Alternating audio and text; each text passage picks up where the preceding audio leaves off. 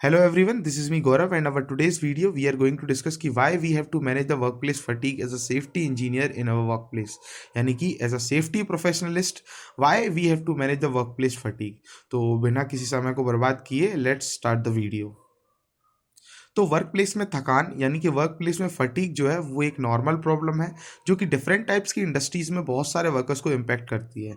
Fatigue at work place से workers और organisation दोनों के लिए सीरियस रिजल्ट्स जो है वो हमें देखने को मिल सकते हैं, जिनमें loss of productivity, increase in errors, accidents और इंजरीज जो है वो शामिल हैं।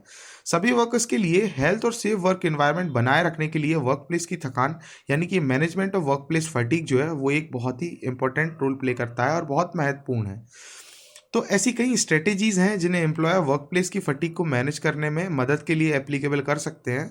सो मोस्ट इंपॉर्टेंट स्टेप में से एक यह इंश्योर करना है कि वर्कर्स को वर्किंग आवर्स के अलावा पर्याप्त आराम यानी कि सफिशिएंट रेस्ट और नींद मिल रही है।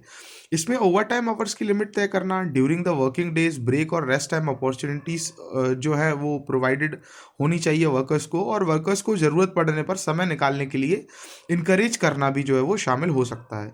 इसके अलावा एम्प्लॉयर्स के लिए ऐसा वर्किंग एनवायरनमेंट बनाना भी इम्पोर्टेंट है जो फिजिकल और मेंटल हेल्थ को बढ़ावा दे। इसमें हेल्दी ब्रेकफास्ट और हेल्दी फूड प्रोवाइड करना और इम्प्लीमेंटिंग दी वेलफेयर प्रोग्राम्स और स्ट्रेस मैनेजमेंट और मेंटल हेल्थ हेल्प के लिए रिसोर्सेज प्रोवाइड करना जो है वो शामिल हो सकता है।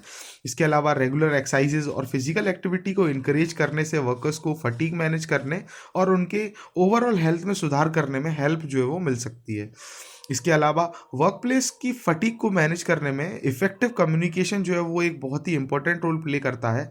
एम्प्लॉयर्स के लिए यह भी इंपॉर्टेंट है कि वे वर्कर्स में फटीग के साइंस के प्रति अवेयर रहें और किसी भी चिंता या मुद्दे का तुरंत समाधान करें।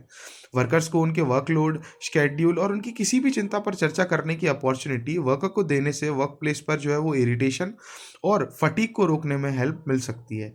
इसके अलावा वर्क प्लेस की फटीग को मैनेज करने के लिए वर्क लाइफ बैलेंस का कल्चर बनाना बहुत इंपॉर्टेंट है, क्योंकि एम्प्लॉयर्स को वर्कर्स को समय निकालने, अपनी छुट्टियों के दिनों का उपयोग करने और their well being outside of work को प्रायोरिटी देने के लिए इनकरेज करना चाहिए।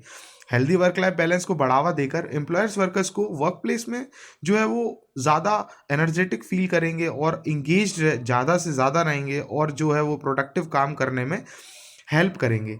और इसके अलावा किसी भी ऑर्गेनाइजेशन में वर्कर्स की सेफ्टी और वेल बीइंग इंश्योर करने के लिए management of work place fatigue एक इम्पॉर्टेंट पहलू है।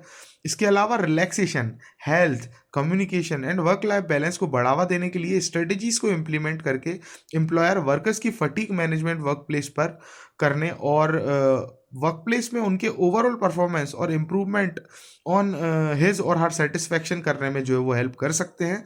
इसके अलावा वर्कर्स के हेल्थ एंड वेलनेस की को प्रायोरिटी देकर ऑर्गेनाइजेशन सभी के लिए positive and productive work environment बना सकती हैं। तो इस तरीके से दैट्स वाई जो हमारा जो वर्क प्लेस फटीग है, that's why as a safety professionalist के प्रोस्पेक्टिव व्यू से और एज अ सेफ्टी इंजीनियर के प्रोस्पेक्टिव व्यू से that's why we have to manage the workplace fatigue in our workplace. क्योंकि अगर work place fatigue हम लोग manage नहीं करेंगे तो उनके इरिटेशन से और उनके अंदर जो है वो एक टॉक्सिक नेचर जो है वो डेवलप होगा और उनकी हेल्थ पर भी जो है वो बहुत सारे इम्पैक्ट पड़ेंगे।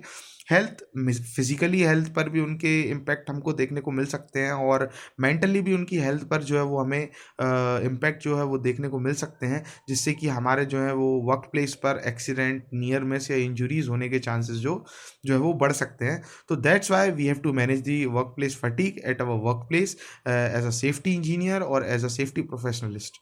तो आई होप सो आपको इस वीडियो से कुछ ना कुछ सीखने को ज़रूर मिला होगा। ऐसे ही fire technology and safety engineering field से रिलेटेड टेक्निकल नॉलेज के लिए आप जो है वो हमें फॉलो कर सकते हैं और stay tune. There are lots of videos, upcoming videos are in line. So thank you guys, thank you for watching this video.